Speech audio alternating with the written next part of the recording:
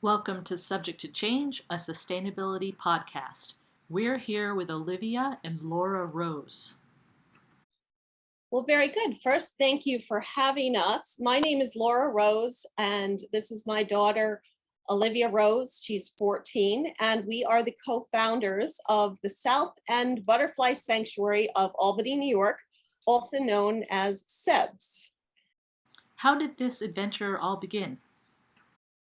So Jody's been raving about what you guys have been doing. And I'm like, oh my God, we have to have these people on because I want to learn more about it. So tell us a little bit about what you've been working on, how it started. We started this because we recently moved into Albany just before COVID and back into my childhood home area, actually. And near us was a old parking lot. Please don't forget to like, comment, and subscribe. When you see the little microphone in the lower right, click on that to learn more. We're so glad you're here. In the center of very urban setting of the South End of Albany, we have, besides the historical aspects of Albany, we also have some not so wonderful aspects of Albany. One of the poorest communities. We have a lot of crime. We have drug challenges, gun challenges, gang challenges. This is all outside the window right here. In fact, we've had bullets whiz by our house. We've had people influenced by drugs. Something happened on our doorstep. It's a nonstop challenge. But part of the reason why we are doing this is because we're not only going to have a sanctuary for animals, but this is a way to help our community to change that and bring more peace and respect into the space that we can. It's amazing. There's no flipping a switch. It's really interesting how the pacing of nature and how things change over time can help us realize that real change isn't about flipping a switch. It's about investing in the tiny little changes that over time become big changes. Never doubt that a small group of thoughtful, committed citizens can change the world. Indeed, it's the only thing that it ever has. Yeah, that's excellent. Is there a place that you found that quote that inspires you? Like, did it come from an experience you had in particular? It was written by Margaret Mead, and I'm not exactly sure how I came across it, but as soon as I saw it, I just liked it as soon as I saw it. So yeah, it really is an element of hope in that every effort can aggregate or can inspire others and make more efforts, which I think is wonderful. And butterflies are so small, but I raised 50 last summer, and it was 50 moments of joy that I wouldn't have had otherwise. Let's hear some Monarch facts. We can hear a few facts about monarchs. Oh yeah. Sure, please. So monarchs are probably one of the best known butterflies here in North America. Olivia, they're one of the most recognized by their distinct pattern and what they look like. So can you share what do monarchs look like? well, monarchs are completely orange with black stripes and a certain black stripe pattern all over their wings. And the male butterflies have two little black dots near the bottom of their wing, and only they have it. So that's how you can tell the difference between a female and a male butterfly.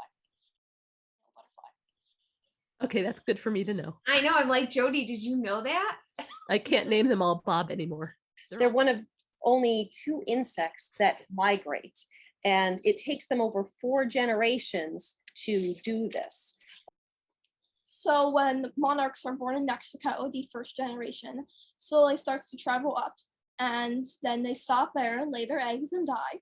And then another generation goes up there, lays their eggs, and dies. And then a last 3rd generation goes up there, lays their eggs, and dies. And those monarchs travel all the way back to Mexico in the Western. So the first sets only live about two or so weeks, and that's their entire lifespan. lifetime, but the fourth generation is the one that travels the almost 3,000 miles up from Canada down to Mexico in one generation. And that means they could live over 10 months old. Does purpose create an impact? That's really interesting. I've never heard that about any other animal or insect that different generations have different lifespans. I wonder, okay, so I get really passionate about purpose. And so I wonder if purpose extends your lifespan and that generation knows it has to achieve something in particular. And if that's true, I think we all need to find our purpose to have a long, brilliant life. Olivia is really fourth generation in Albany. Olivia is actually fourth generation South End Albany.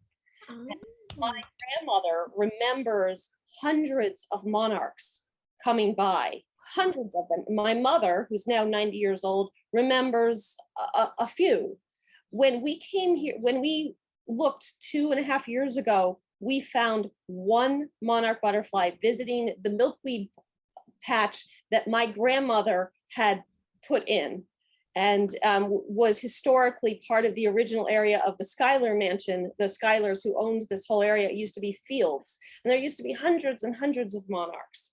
But one monarch butterfly was all it took to inspire us to say, if we build it, they will come. Let's learn more about SEBS, S-E-B-S. We took an empty parking lot and we decided to turn it into an ecological sanctuary. We called it the South End Butterfly Sanctuary because that's what we were going to focus on. It has grown since then, and we'll tell you about that in a little bit. Yeah. But what we did is from that one monarch butterfly, we decided to get a grant. And what organization gave us that grant for the milkweeds? Monarch Watch. Mm-hmm. And they gave us milkweeds, which we planted. And last year we got 3 wild monarchs. Now I know that doesn't sound like a lot, but here's the thing. There is great potential in this. A female monarch butterfly can lay up to 3,000 eggs.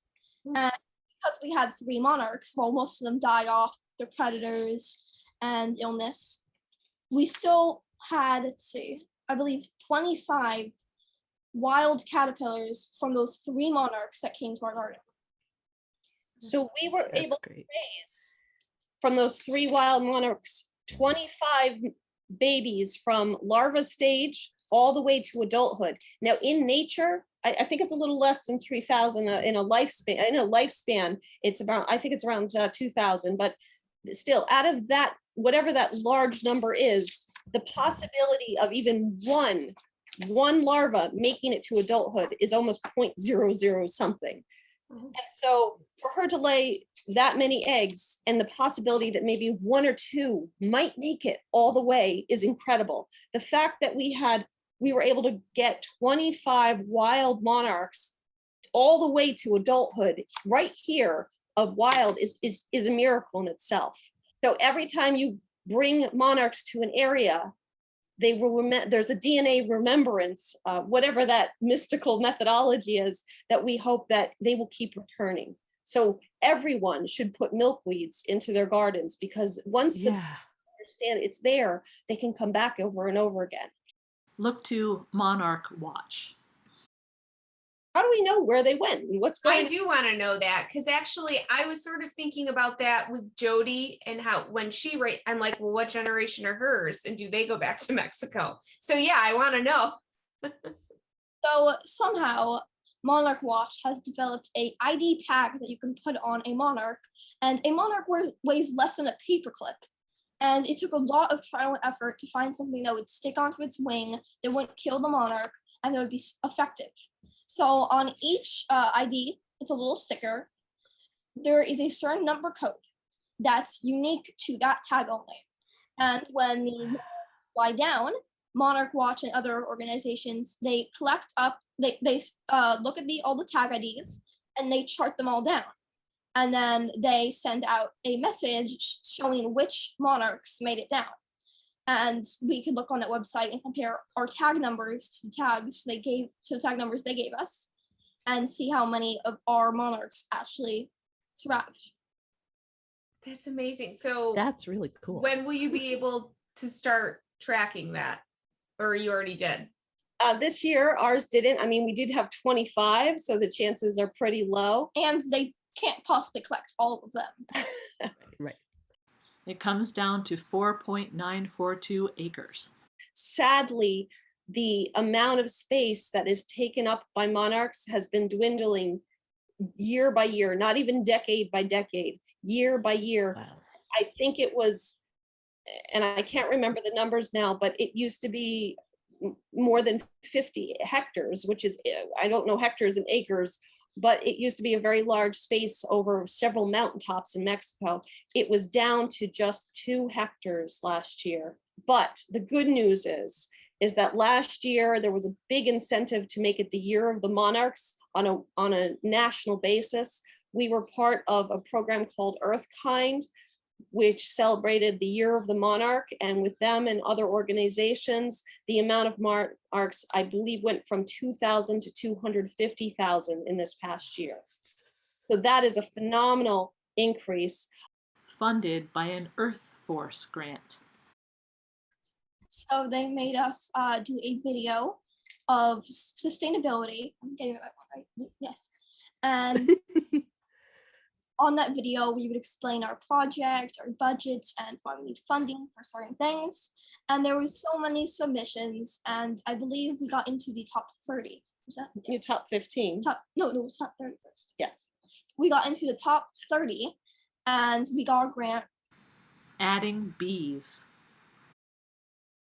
So they actually gave her the complete amount that she asked for to incorporate bees into the garden. So not only are we doing monarchs, but we also now have other pollinators, and that will, and she installed a beehive.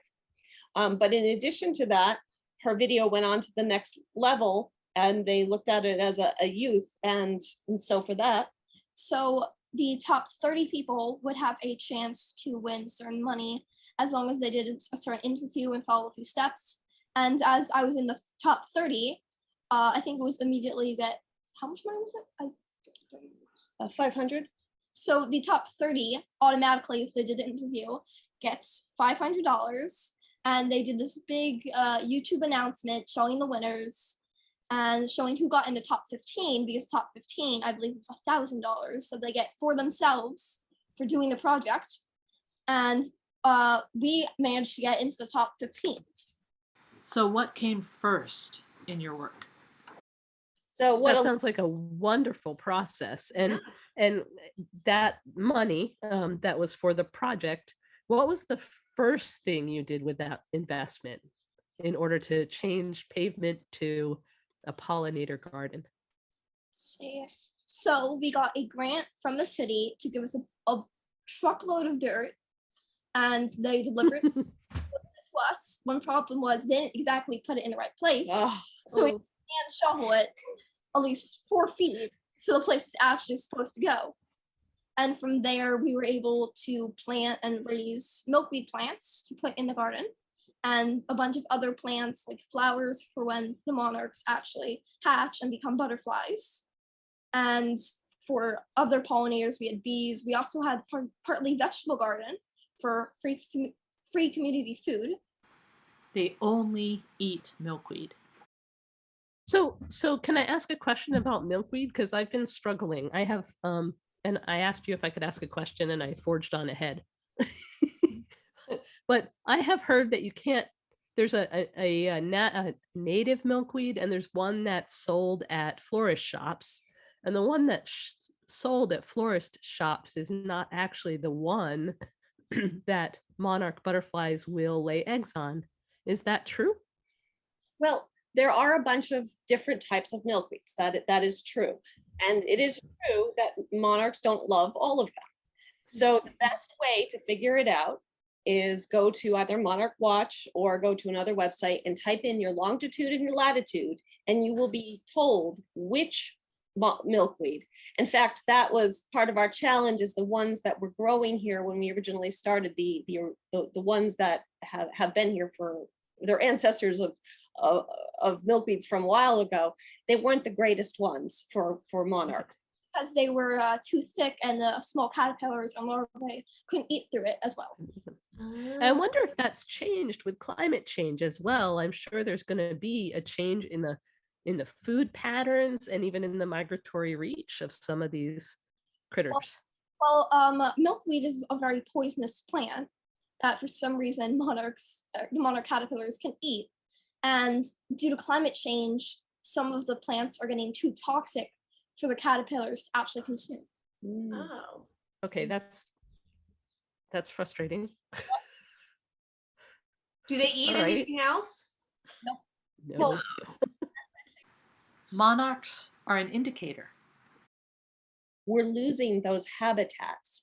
Monarchs are actually an indicator, and one of the extraordinary things about these animals is not only are they the pollinators for our food system, but they are indicators of what's going on for all pollinators. So if we don't see monarchs around where they're supposed to be, that's a good indication that bees are having difficulty, bats are having difficulty, a whole, what is it? Beetles. And beetles. What can you do in your own space? Okay, so I'm fascinated. Laura, first, what is your background? Does it apply to this at all? Or is this just like a pivot that you've made? Well, we had this parking lot. And the answer is my background is nothing to do with this. Yeah, that's fine. I'm a mom. I'm currently a homeschooler, homeschool teacher. okay. There is none. And you know what? That is precisely why we're also doing this, is because you don't have to have what's the word? Etymology. Yeah, Right. you don't Whatever need the to word be a is, yeah. professional bug lover At all. What you need to do is have a desire to make a difference, and it starts with your own space. It starts with your own little center of the world. And that could be literally, if you don't have a garden or a backyard, it could be plant a milkweed on your windowsill. Be part of the solution. Tell your city, just put some milkweeds on the side of the road. Just put those milkweeds out there and they will come. And a person, a teacher, a mom, a child, we all can be part of the solution. We've got an activator in our midst. So now I want to switch my question over to Olivia and ask. So you're doing public speaking, you're into acting, you've got this whole project, which is apparently very successful because of the projects that you've been doing. So what direction are you thinking about going in? I know you're 14 and you've got plenty of time, but where does your big picture interest lie? It's a hard one. I don't exactly, I think it was, let's see what I was gonna say. Right, so when we first opened our pollinator garden, my mom was going to rent out the space. Mm-hmm. And I believe I somehow inspired her to turn that into a garden instead, because I learned about monarchs in school, but I never really noticed them because there was none around us. Mm-hmm. And I completely forgot about them. And when I saw that, I just had the idea to do something with it. And we are currently bees for honey and for pollinators themselves. And I'm just trying to make a small step for the community and hopefully one day the world by helping to raise awareness for pollinators and raising the pollinators. So you're an activator. That's what you are. You're the I say instigator. Instigator sounds like catalyst, all the good action all words. the good stuff. Fascinated by Lollipop Leadership. Yeah. One of my favorite quotes is, and I'm not going to get it right, I'm going to paraphrase. It's from a thing called Lollipop Leadership, and it's because of a story that goes with it. So I won't tell you all the story, but if you look up on YouTube Lollipop Leadership, you might find the video. And the gentleman talks about this whole story, and then he says, you know, I've always wanted to change the world, but we have to realize that the world is actually 7 billion, 8 billion, whatever the number is, perceptions of the world. So if you change one perception, you've changed the world. which I think is just a marvelous thing. And it sounds like you've not only changed your own perception and your mom's perception, but the perception in your neighborhood, and of course, our perceptions. I think you're well on your way. You've changed many worlds. Albany's first Pollinator Day. So how are Which is people great. using this space? I'm so excited about this. I want to go do one now. In August last year, we held the first ever Pollinator Day celebration of the South End. And we didn't know, it was during COVID, we didn't know who was going to show up, what was really going to happen. But we made the space, we made the flyer, and we put it out there. And what happened was nothing short of a miracle. We had over a half dozen nonprofits show up with tables talking about pollinators, talking about nature programs that inner city kids could get involved with for free. We had government officials show up. We had the Department of Conservation. We had a ribbon cutting ceremony. Children showed up. A storyteller came and told stories about pollinators. We had a kids craft area. And we finished it all off with a release of 50 monarchs into the garden. 19? Wait, 19. What was also mentioned is our free food project. So in our garden, not only is it a sanctuary, we'll start with the animals. What other animals have we seen here? So we've had pheasants, tree frog, groundhogs, so many birds. Let's see what else there was. Oh yes, we also had a family of opossums. 19 to be precise. Oh my gosh. That's great. It's amazing when you allow place for animals to be, they come. And then of course, all the different kinds of butterflies that have come, even with raising monarchs. They're a gateway butterfly. It's so very true. It's not just a pollinator sanctuary and even our little spaces. Wildlife needs to live somewhere. And so when we push them out by putting more cement up, we give them no place to go. This is a family affair. Olivia has a sister and she just turned 11, and Olivia and Rebecca also has a part in this. Rebecca is responsible for planting the seeds and then turning them into seedlings, watering them, putting them in the garden. And last year we were able to produce over 75 pounds of fresh vegetables for the community. Oh my gosh. Pollinators, history, connections. I love it. See, it really does take a community. You have to dive in with a passion and a willingness to learn and a helpmate. So to that point, Jody, are you seeing people coming in and help and be a part of the projects that you're working on, or is it really just your core family group? Oh, so well, COVID has been a bit of a challenge, but we have a Facebook page, a South End Butterfly Garden, South End Butterfly Sanctuary, SEBS. And on that page, there have been, we put every time someone stops by or there's conversations. So we had our first international tourists from Germany come visit us a few days ago. No way. They were in the area, so we gave them a tour of the garden. We actually took them through. So this site is historical as well. I found a nail as I was digging up in the garden. I found a homemade nail. It's probably about 200 years old.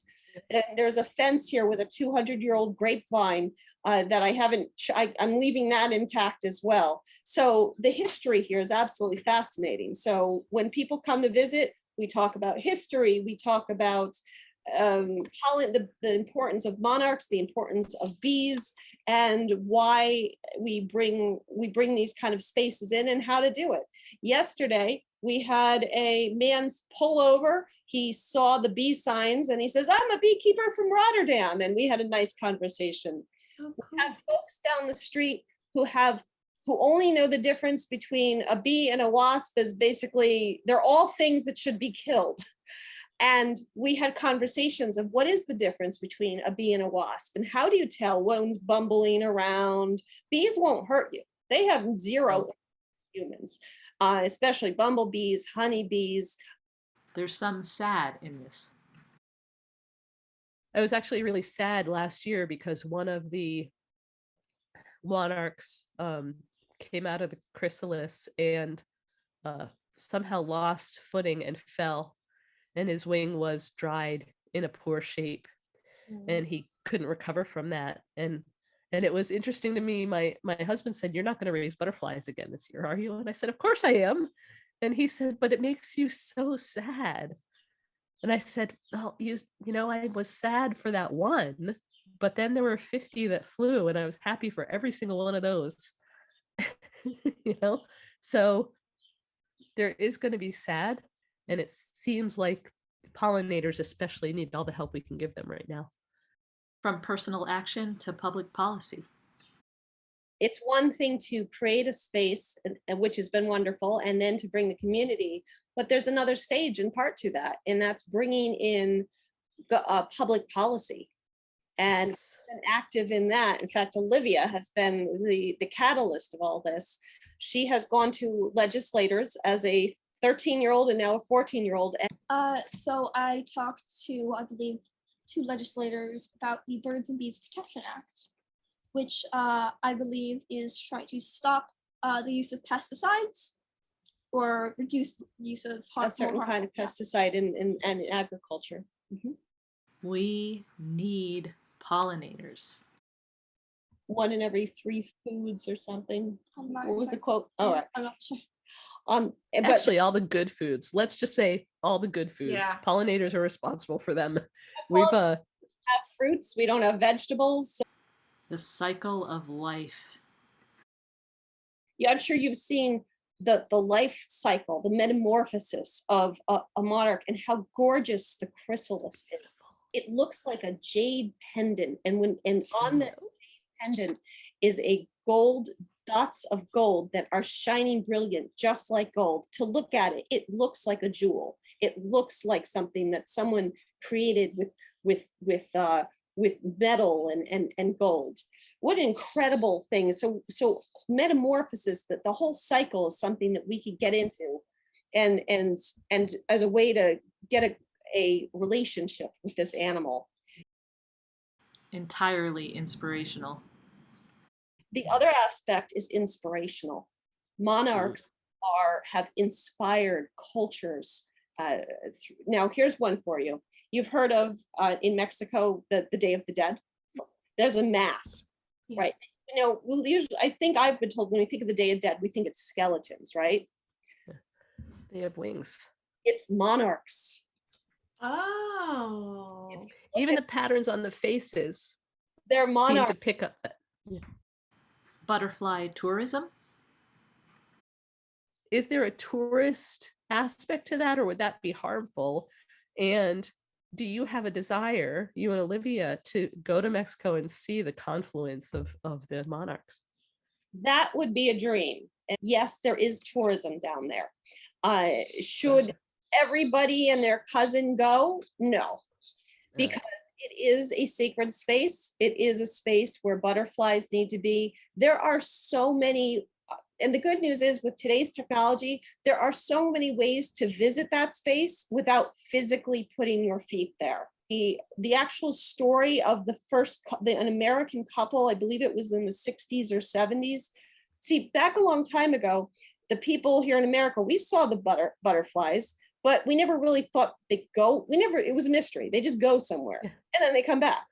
And, who cares? Who knows? And in Mexico, the world of monarchs, it was just part of their life. There's monarchs and then they just come back. Where do they go? Nobody goes. And there was a couple in California who decided that they want to know where the monarchs went. And so they got in their jalopy of a car and they rode down California little by little, trying to figure out where they go. Along the way, they'd meet people, say, oh yeah, they went that way. So, and they kept going. The couple made their way down to Mexico. They found that the monarchs went to one spot. All thousands of monarchs that go into Canada, to Texas, to New York, they all conglomerated into one mountaintop in Mexico. And that's how we discovered that migration happened. And then from there, the idea of how far do they migrate?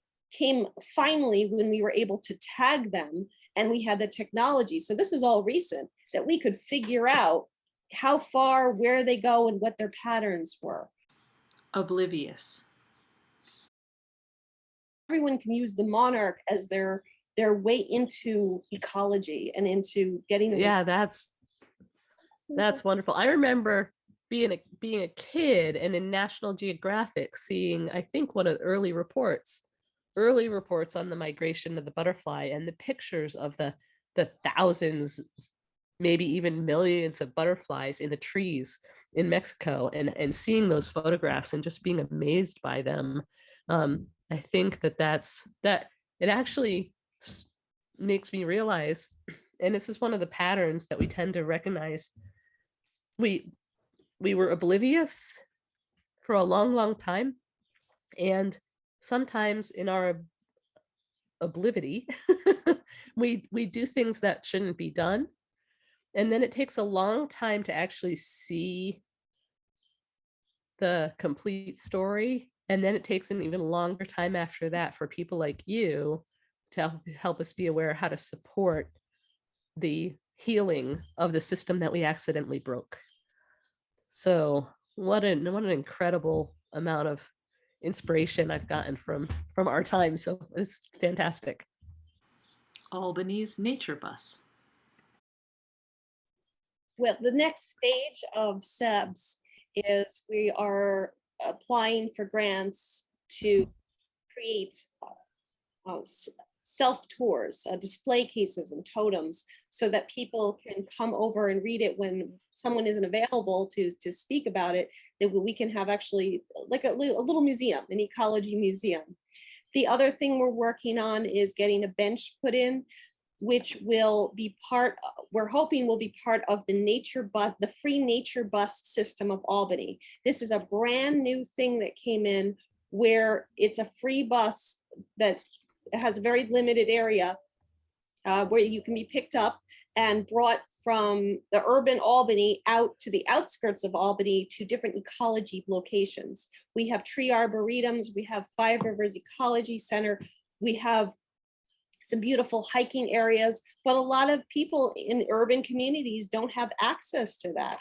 Number one, they have to have a vehicle, and not everyone does. As well as know about things that are happening outside. And so this is a bus system where we hope to be part of it, and we're going to be promoting it as well, that allows our inner city youth to get out and to be able to have some time and enjoyment in nature. Interdependence. Our philosophy, I guess, in life is we want to be part of the solution. And if something is that we can do within our means, and we feel this is something small, people can do even smaller things, but it still helps. Olivia and Laura's heroes. So one of our questions is, who's your hero? And this can be for you, Laura, and this can be for you, Olivia. Who inspires you? And who could we learn more about and therefore be also inspired by, perhaps? Well, I would say my biggest inspiration is my mom. I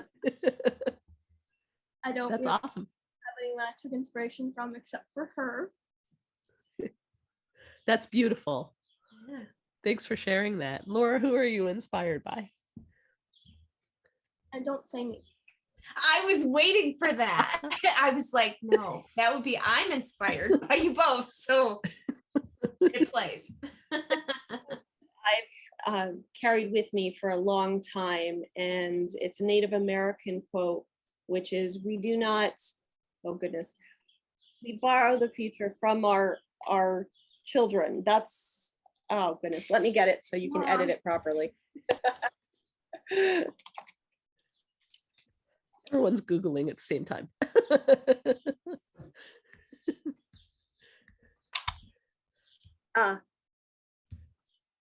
We do not inherit our future from our ancestors.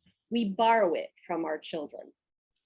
And so every act, whether it be a pollinator garden, or if it's going into a school, or if it's just being nice to our neighbors, every act is something that we have to put in place for our children. So my biggest hero is actually my children, because they are our future, but they are also our now.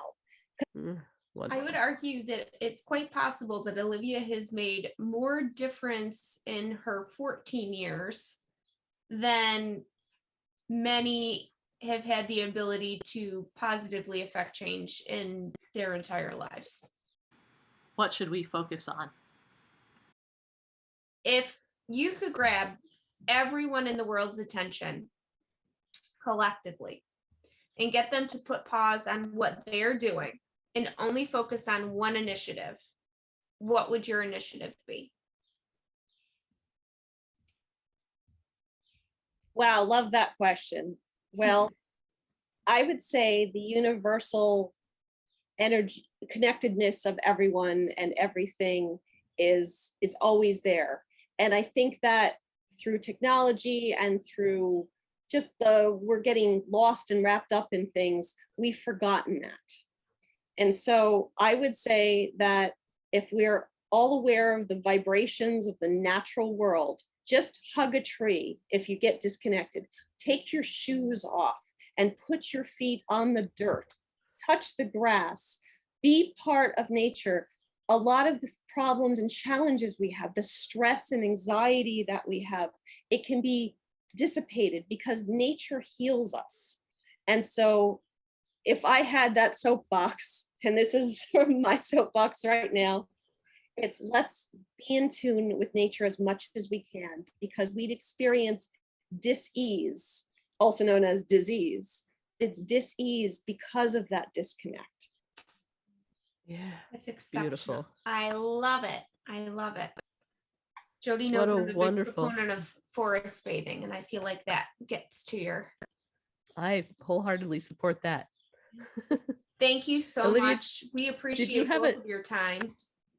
Well, I just want to make sure, did you have a different answer or? Ooh, good. No, she said it the best way. How awesome. And it's a wrap. I'm going to definitely visit SEBS. It won't be this week because I'm not supposed to leave my house, but in a couple of weeks, I'll come down there and I want to learn how your butterflies are doing, and I'll let you know how mine are doing when I start to find some eggs. And Wonderful. I don't know, Thank you. maybe there's a way to get out there on Wednesday, the first week of August for me. You have a place I'd to like stay. to come see it and see what's going on over there. Make sure to check Cool. the page, because that's where I put the updates and the times and what's going on. So it's the South End Butterfly Sanctuary Facebook page. I'm on it. Thank you so much for joining us and sharing all of your journey and your community building, community of nature, community of spirit. Of course. And be well. Thanks for joining us for Subject to Change. Yeah, thanks so much. All right, we'll let you know when this is posted. All right, bye. Take Thanks. care. Bye. Bye.